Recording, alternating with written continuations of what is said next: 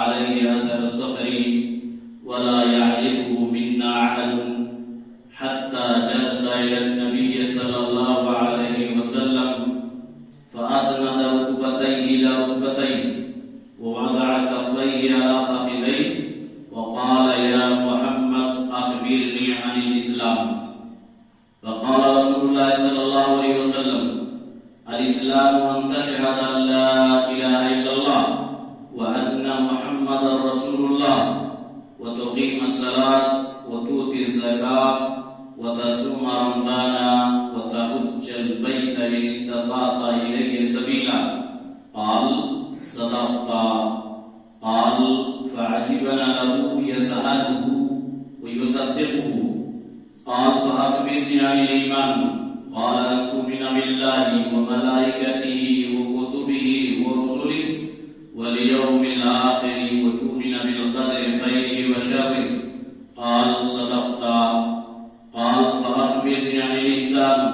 قال أن تعبد الله كأنك تراه فإن لم تكن تراه فإنه يراك. قال فأخبرني عن الساعة. قال ما المسؤول عنها بأعلم من السائل. قال فأخبرني عن أماراتها. قال أن تلد الأمة ربتها وأن ترى الخفاة العراة العالة رعاء الشاة يتداولون في البنيان. ثم انطلق فلبثت مليا ثم قال لي يا عمر أتدري من السائل؟ قلت والله ورسوله أعلم. قال فإنه جبريل أتاكم يعلمكم دينكم. رواه مسلم. محترم سامعین کرام، حاضرین مجلس، اللہ تعالیٰ کا بے پایا شکر و احسان ہے کہ اللہ تعالیٰ نے ہم اور آپ کو اسلام جیسی عظیم نعمت سے نوازا جس سے بڑھ کر اور کوئی دوسری نعمت نہیں ہے۔ اسلامی بھائیوں، ابھی آپ حضرات کے سامنے جو حدیث پڑھی گئی ہے یہ بہت ہی عظیم حدیث ہے، اور اس لیے عظیم ہے کہ اس حدیث کے اندر دین اسلام کے تمام چیزیں موجود ہیں، اور یہ حدیث کی اہمیت کے پیش نظر علماء کرام اس حدیث کو ام السنہ کے نام سے جانتے ہیں۔ ام السنہ اور اسی طرح سے ام الاحادیث اور اسی طرح سے ام الجوامع کے نام سے بھی جانتے ہیں، کیونکہ اس حدیث کے اندر تمام چیزیں موجود ہیں۔ ارکان اسلام کے ارکان ہیں، ارکان ایمان ہیں، اور تمام اعمال کی روح احسان جو ہے وہ بھی موجود ہے، اور اسی طریقے سے دنیا کا انجام کیا ہوگا، قیامت قائم ہوگی، وہ تمام چیزیں اس حدیث رسول صلی اللہ علیہ وسلم کے حدیث کے اندر موجود ہے، اور یہ معروف اور مشہور ہے حدیث جبریل کے نام سے۔ عموماً یعنی تمام لوگوں میں، عام و خاص میں، یہ حدیث جبریل کے نام سے جانی اور پہچانی جاتی ہے، اور اس حدیث کی بہت ہی زیادہ اہمیت حاصل ہے۔ یہ حدیث عمر بن خطاب رضی اللہ تعالی عنہ سے روایت ہے، اور عمر بن خطاب رضی اللہ تعالی عنہ یہ محتاج تعارف نہیں ہے، یہ خلیفۃ المسلمین، مسلمانوں کے دوسرے خلیفہ ہیں، اور ان کی عظمت اسلام میں بہت ہی زیادہ ہے۔ خلفائے راشدین میں سے، عشرہ مبشرہ میں سے ہیں۔ ان کی فضیلت اور عظمت کے لیے صرف یہ کافی کہ جب سے یہ اسلام قبول کیے، جس دن سے، اسی دن سے اسلام کو تقویت پہنچی، اور جس دن یہ شہید ہوئے، جس دن ان کی شہادت ہوئی، اسی دن سے اسلام کے اندر طرح طرح کے فتنے فساد اور بہت ساری تنزلی کی طرف اسلام جانا رہا۔ اور ان کی فضیلت کے لیے بھی کافی کہ ان کی موافقت میں اللہ تبارک و تعالی نے بہت ساری آیتیں نازل کی ہیں، جن کے اندر کچھ باتیں ہوئیں عمر بن خطاب رضی اللہ تعالی عنہ کے، اللہ تعالی نے آسمان سے قرآن کریم کی آیتیں نازل فرما دی۔ بہرحال عمر بن خطاب رضی اللہ تعالی عنہ کی بہت ہی فضیلتیں ہیں، پائے کے جلیل القدر صحابی ہیں۔ اس کے بعد عمر بن خطاب رضی اللہ تعالی عنہ کہتے ہیں بینما نحن عند رسول اللہ صلی اللہ علیہ وسلم ذات یوم، ہم لوگ اللہ کے رسول صلی اللہ علیہ وسلم کے درمیان ان کے سامنے ایک دن بیٹھے ہوئے تھے، مجلس قائم تھی، رچی تھی۔ اذ طلع علینا رجل شدید بیاض الثیاب، اتنے میں ایک آدمی نمودار ہوتا ہے اور جس کے کپڑے سفید، شدید سواد الشعر، جس کے بال بالکل سیاہ، لا یرى علیہ اثر السفر، اس شخص کے اوپر سفر کے کوئی آثار اور نشانات نہیں تھے، کوئی نشانی نہیں تھی کہ یہ مسافر آدمی ہے۔ ولا يعرف منا احد، اور ہم میں سے کوئی جانتا بھی نہیں تھا کہ کون شخص ہے۔ حتی جلس الى النبی صلی اللہ علیہ وسلم، یہاں تک کہ وہ شخص آ کر کے آپ صلی اللہ علیہ وسلم کے پاس بیٹھ گیا۔ فاسند ركبتيه الى ركبتيه، اور اپنے گھٹنے کو آپ صلی اللہ علیہ وسلم کے گھٹنے پر رکھ دیا، کے پاس رکھ دیا۔ ووضع كفيه على فخذيه، اور اپنے ہتھیلی کو آپ صلی اللہ علیہ وسلم کے زام پر، ران پر رکھ دیا۔ وقال یا محمد، اور کہا اے محمد، اخبرنی عن الاسلام۔ اس حدیث میں کہ مجلس رچی ہوئی ہے، اتنے میں ایک انجانا انسان جسے صحابہ کرام پہچانتے نہیں تھے، مجلس کے اندر داخل ہوتا ہے۔ مجلس کے جو آداب ہیں ان آداب کا بغیر پاس و لحاظ کیے ہوئے آپ صلی اللہ علیہ وسلم تک لوگوں کے گردنوں کو چھلانگتے ہوئے، پھاندتے ہوئے پہنچ رہا اللہ کے رسول صلی اللہ علیہ وسلم کے پاس۔ اور اس کے بعد پہنچنے کے بعد بھی بالکل اس طرح سے بیٹھ رہا ہے کہ انجان، گویا کہ اس کے پاس تربیت اور ادب نام کی کوئی چیز ہے ہی نہیں۔ اور پھر اس کے بعد اس کے جو نرالا انداز تھا کہ اپنے گھٹنے کو آپ صلی اللہ علیہ وسلم کے گھٹنے تک لگا دیا، ملا دیا، اور پھر اس کے بعد اپنے ہاتھ کو نبی پاک صلی اللہ علیہ وسلم کے زانوں پر، رانوں پر رکھ دیا۔ یہ تمام چیزیں جبریل علیہ السلام کی طرف سے، اور یہ حرکتیں جبریل علیہ السلام کی کیوں، آخر کیوں کرو جبریل علیہ السلام نے اس طرح کی حرکتیں کی؟ اس کا ایک مین مقصد تھا۔ وہ مقصد کیا؟ لوگوں کی نظروں کو اپنی طرف متوجہ کرنا تھا۔ انسان مجلس میں اگر آ جائے اور چپکے سے ادب کے دائرے میں ہوتے ہوئے مجلس کے کونے میں بیٹھ جائے کنارے میں، تو لوگ اس کی طرف متوجہ نہیں ہوں گے۔ جتنا متوجہ اس حرکت پر جس طرح سے جبریل علیہ السلام نے کیا کہ لوگوں کو چھلانگتے ہوئے، لوگوں کے گردنوں کو پھاڑتے ہوئے آپ صلی اللہ علیہ وسلم تک پہنچ گیا، اور پھر پہنچنے پہنچنے کے بعد آپ کے گھٹنے سے گھٹنا ملایا اور وہ بھی اپنے ہاتھ کو ان کے ران پر رکھ بھی دیا. یہ سارے حرکات جبریل علیہ السلام سے صادر جو ہوئے صرف اس وجہ سے تاکہ لوگوں کی نظریں، لوگوں کے اتفاق اور تمام توجہ صرف ہماری طرف ہو جائے اور جو میں پوچھوں رسول اللہ صلی اللہ علیہ وسلم سے اس کو غور سے سنیں.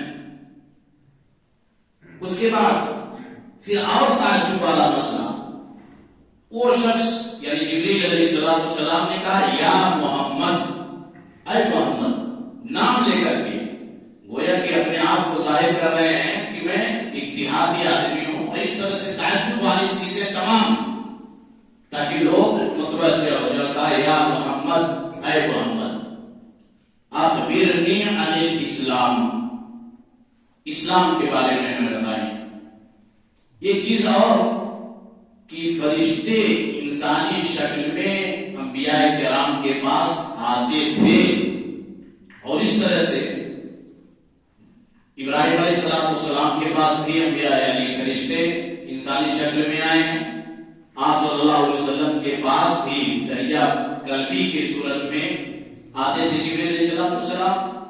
اور اسی طریقے سے غزوات میں چاہے غزوہ بدر ہو، خندق ہو، اس طرح سے حنین ہو، فرشتے انسانی شکل میں مومنوں اور مسلمانوں کی مدد کے لیے آیا کرتے تھے.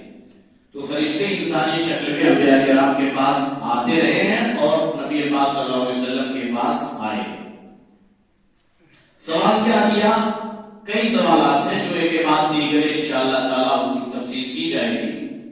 پہلا سوال اخبرنی عن الاسلام، اسلام کے بارے میں ہمیں بتائیں. اسلام کے بارے میں جب پوچھا تو یہاں ظاہری جو اعمال ہیں، جو ظاہری اعمال ہیں ان کے بارے میں جبریل علیہ السلام نے پوچھا کہ اسلام کیا ہے. تو آپ صلی اللہ علیہ وسلم نے فرمایا فقال رسول اللہ صلی اللہ علیہ وسلم الاسلام، اسلام یہ ہے ان تشہد ان لا الہ الا اللہ وان محمد رسول اللہ.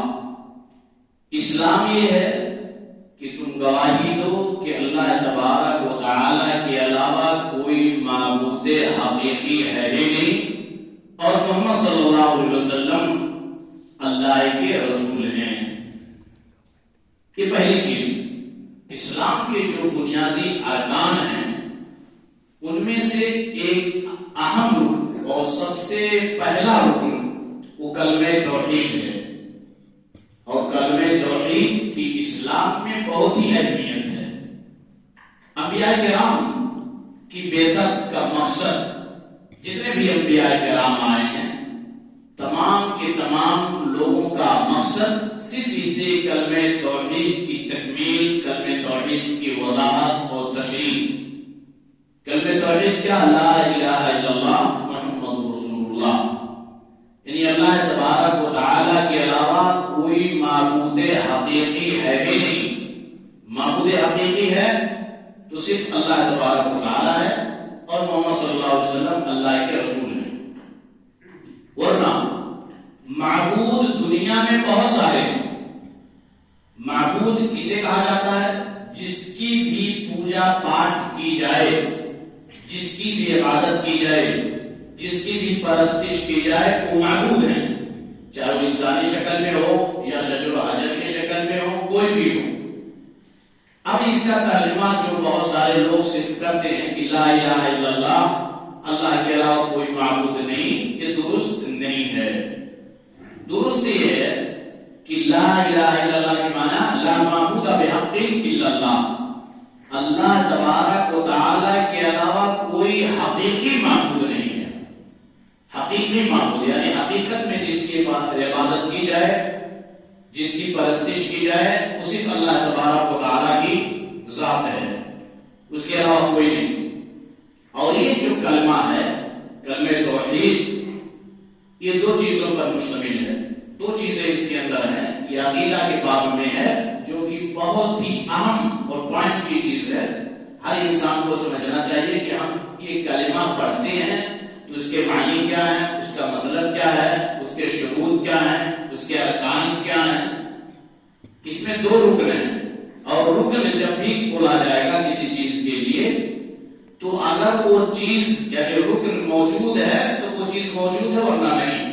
جیسے حج کے موقع پر وقوف عرفہ یہ رکن ہے، اگر وقوف عرفہ نہیں تو حج باطل ہے، حج نہیں ہوگا. تو ارکان لا الہ الا اللہ کے 2 ہیں، پہلی نفی اور دوسرے اثبات.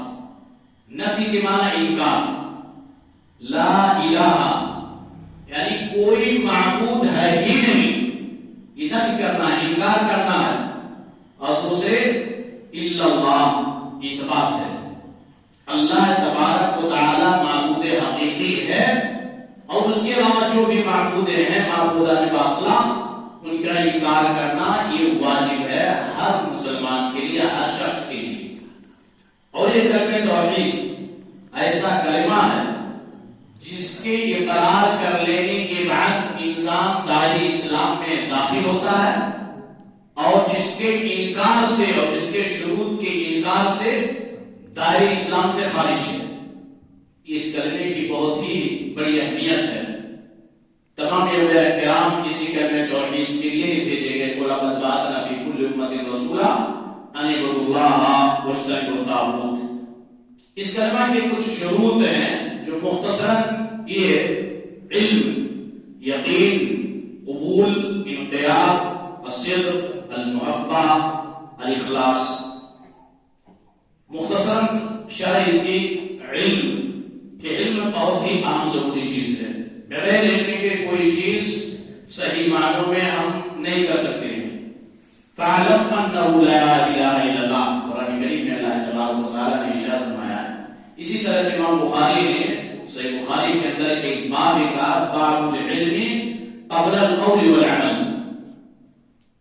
قول و عمل سے پہلے عمل کرنے اور اس عمل یعنی قول دعوت دینے سے پہلے ضروری ہے کہ علم ہونا چاہیے. بغیر علم کو کوئی چیز نہیں. تو علم ضروری ہے. لا الہ الا اللہ کے معنی کیا ہے، اس کا مطلب کیا ہے، اس کے لیے علم ہونا. اس کے بعد یقین جازم ہو، اور اسی طرح سے قبول بھی، یعنی جو چیزیں ثابت ہیں شریعت اسلامیہ سے اس کو قبول کیا جائے، اس کو رد نہ کیا جائے. انقیاد ہے، تابعداری، صدق ہے، سچے دل سے اس میں کسی بھی طرح کی کوئی جھوٹائی کس بیانی نہ ہو. محبت جو کہ بول کے عکس برعکس ہے، سیدھے الٹا ہے. اخلاص، اور اخلاص بھی بہت اہم ہے. کسی بھی عمل کے قبول ہونے کے لیے جو اہم شرطیں ہیں اس میں ایک شرط اخلاص بھی ہے. ریاکاری، دکھاوے سے ہمارے اعمال خالی ہونی چاہیے. تو یہ لا الہ الا اللہ کے تعلق سے اس کے ارکان اور اس کے مختصراً شروط ہوئے. اس کی فضیلت بہت ہی زیادہ ہے، جیسا کہ حدیث رسول صلی اللہ علیہ وسلم کے اندر موجود ہے. اللہ کے رسول صلی اللہ علیہ وسلم نے فرمایا، ما من عبد قال لا الہ الا اللہ ثم مات على ذلك الا دخل الجنہ. جو بھی شخص کلمہ توحید یعنی لا الہ الا اللہ کو پڑھ لے اور اس پر اس کا انتقال ہو جائے تو جنت میں داخل ہوگا. اس طرح کی روایتیں موجود ہیں. لیکن کلمہ توحید کا اقرار زبانی طور پر صرف نہیں، بلکہ جو اس کے شروط ہیں، جو شرطیں ہیں، وہ ضروری ہے. شرطوں کے ساتھ جب ہم لا الہ الا اللہ کے جو تقاضا ہے جب ہم اس کو پورا کریں گے اس کے شروط کے ساتھ، تب جا کر کے وہ ہمارے لیے فائدہ مند اور سود مند ہو سکتا ہے، ورنہ نہیں. یہ پہلا رکن ہے اسلام کا. اس کے بعد کہا وتقیم الصلاۃ، نماز قائم کر. نماز کا قائم کرنا، اس کے ارکان، واجبات، اس کے سنن، ان تمام چیزوں کی رعایت کرتے ہوئے نماز کا قائم کرنا.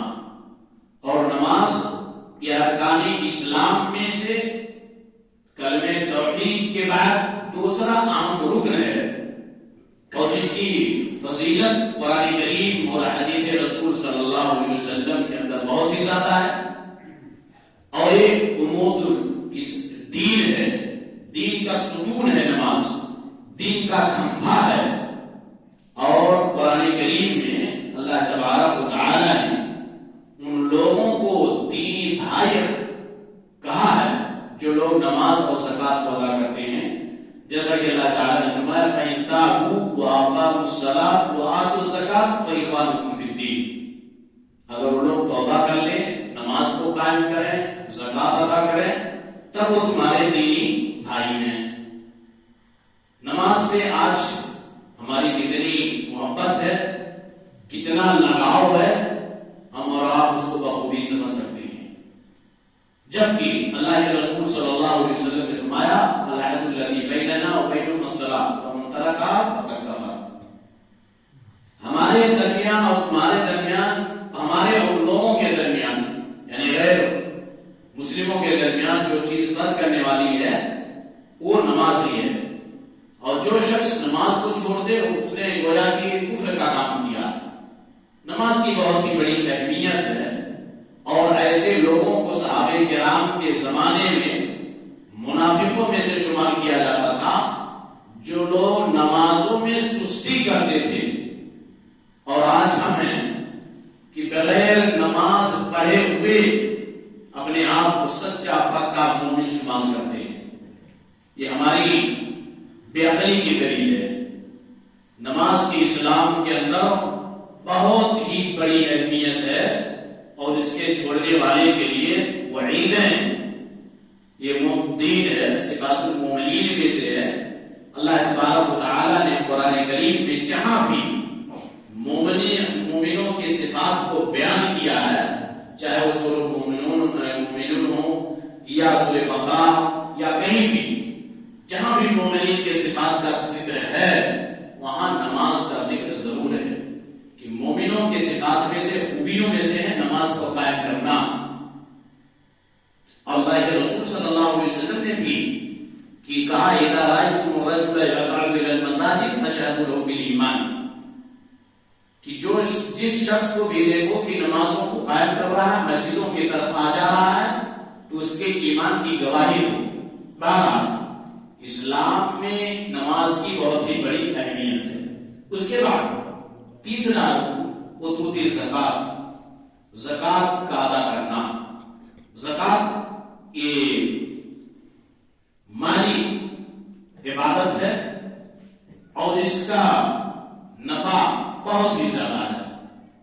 اللہ تبارک و تعالی نے صاحب نصاب پر جو زکات لاگو کیا ہے، کچھ حصہ تاکہ جو مسلمانوں میں سے تنگ دست ہیں، جن کی مالی پوزیشن بہتر نہیں ہے، جو صاحب نصاب نہیں پہنچ سکے ہیں، فقیر و مسکین ہیں، ان تک وہ مال پہنچ جائے اور وہ بھی اپنی زندگی خوشگوار زندگی گزار سکیں، اور دنیا کی زندگی میں بہتر طریقے سے سکون کے ساتھ رہتے ہوئے اللہ تبارک و تعالی کی عبادت کر سکیں۔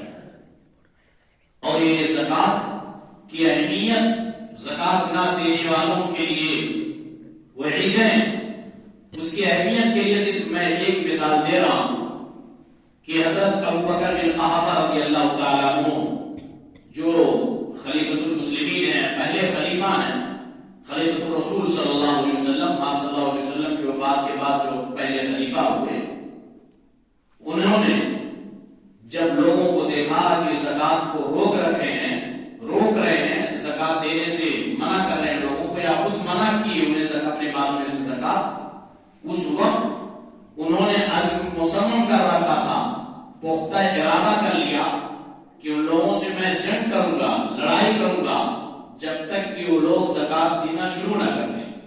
اس پر صحابہ کرام کا اعتراض بھی ہوا کہ آپ کیسے ایسے لوگوں سے جنگ کریں گے جو کہ کلمہ توحید کے قائل ہیں، لا الہ الا اللہ محمد رسول اللہ کے پڑھنے والے ہیں۔ اس وقت حضرت ابوبکر رضی اللہ تعالیٰ عنہ نے کہا تھا کہ نہیں، جب تک کہ لوگ زکات نہیں دیں گے میں ان سے جنگ کروں گا. اور اس کے بعد طریق روشنی نے صحابہ کرام کو سمجھایا, صحابہ کرام بھی تیار ہو گئے. تو اس سے زکات کی اہمیت ثابت ہوتی ہے کہ زکات کی اسلام میں کتنی اہمیت ہے. اس کے بعد کہا وہ تصوم رمضان, اور رمضان کے مہینے کا روزہ رکھ. یہ صوم بدنی عبادت ہے, اور یہ عبادت اللہ اور اس کے بندے کے درمیان ایک راز ہے جو کہ صرف اللہ اور بندوں کے درمیان کی ہے. کوئی شخص نہیں کہہ سکتا حقیقت میں کہ فلاں شخص روزے سے ہے. روزے کے مہینے میں, رمضان المبارک کے مہینے میں بھی بہت سارے لوگ ایسے ہوتے ہیں جو روزے سے نہیں ہوتے, لیکن کسی کو پتہ بھی نہیں چلتا کہ روزے سے ہے یا نہیں.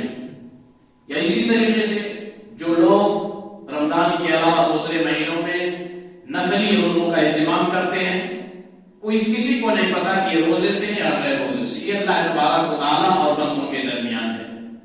اسی لیے اللہ کے رسول صلی اللہ علیہ وسلم نے فرمایا الصوم لی وانا اجزی بہ, کہ روزہ میرے لیے ہے اور میں ہی اس کا بدلہ دوں گا. یعنی اس راز کو صرف اللہ اور وہی شخص جانتا ہے جو اس حالت میں, چاہے صوم کی حالت میں ہو یا بغیر صوم کے ہو. اس کے بعد اسلام کا پانچواں اور آخری رکن جس کے بارے میں آپ صلی اللہ علیہ وسلم نے فرمایا وَتَحُجَّ الْبَيْتَ إِنِ اسْتَطَعْتَ إِلَيْهِ سَبِيلًا, کہ خانہ کعبہ کا حج کرنا, قصد کرنا اگر طاقت ہے. طاقت رہنے پر زندگی میں ایک مرتبہ اللہ کے رسول صلی اللہ علیہ وسلم نے حج کو واجب قرار دیا ہے, اور حج کی بہت ساری فضیلتیں ہیں, بہت ساری فضیلتیں ہیں. ان میں سے ایک یہ ہے کہ اللہ کے رسول صلی اللہ علیہ وسلم نے فرمایا کہ جو شخص حج کرے اور اپنے حج کے دوران فسق و فجور اور تمام چیزوں سے لغویات سے بچتا رہے, اور سنت نبی صلی اللہ علیہ وسلم کے مطابق اگر حج کیا ہے رجع کیوم ولدته امه, تو وہ ایسے ہی لوٹے گا گویا کہ وہ اپنے ماں کے پیٹ سے جنم لیا ہے, گناہوں سے بری ہے, پاک ہے. لیکن وہ بھی کہ اللہ کے رسول صلی اللہ علیہ وسلم نے ذات کی فرمایا خذوا عنی مناسککم, حج کے طریقے کو ہمارے حج یعنی ہم سے سیکھو, جس طرح سے میں حج کر رہا ہوں اسی کے مطابق حج کرنا ہے.